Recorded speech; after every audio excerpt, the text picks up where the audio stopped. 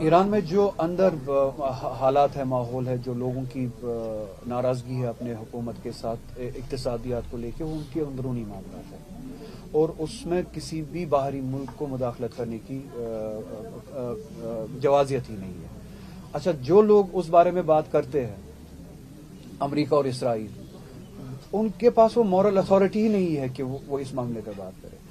جس طرح کا جنوسائیڈ غازہ میں کیا گیا اسرائیل کے ذریعے یا زائنس رجیم کے ذریعے، تب کیا اس طرح کی ریڈ لائن اسرائیل کے لیے ڈونلڈ ٹرمپ نے رکھی تھی کہ اگر لوگوں کو وہاں پہ مارا جائے گا تو ہم اسرائیل پہ حملہ کریں گے؟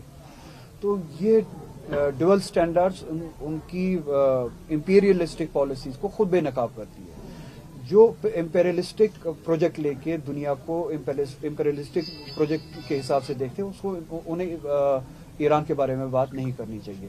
اور ایران میں جو اقتصادی حالات ہے، اس میں امپیریلسٹک پروجیکٹ کا، اسرائیل کا، امریکہ، یورپ کا بہت بڑا ہاتھ ہے۔ 40 سال سے وہ ملک سینکشنز برداشت کر رہا ہے، سینکشنز کے تحت زندگی گزار رہا ہے۔ تو جن امپیریلسٹک طاقتوں نے ایک ملک کی اقتصادیات کو 40 سال سے اس حد تک خراب کیا ہے، اگر وہاں پہ انٹرنلی کرائسس ہے، ان کا حق نہیں بنتا ہے کہ وہ اس معاملے میں مداخلت کرے۔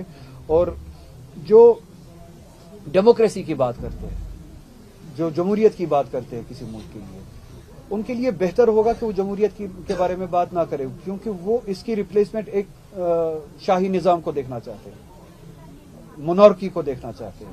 تو وہ ان کی نظر میں جو مونارکی، جو ڈکٹیٹرشپ ایران میں تھی، اس کو واپس لاگو کرنا چاہتے ہیں۔ اس کے باوجود بھی میں کہوں گا ایران میں جو آپسی اختلافات ہو بھی سکتے ہیں، حکومت کے ساتھ ناراضگی ہو سکتی ہے، حکومت کی کوتاہیاں بھی ہو سکتی ہے، اور وہ حکومت کی جو کوتاہیاں ہیں، جو ناراضگیاں ہیں لوگوں کی، وہ ان کے اندرونی معاملات ہیں، ہمیں ان معاملات میں اترنا نہیں چاہیے۔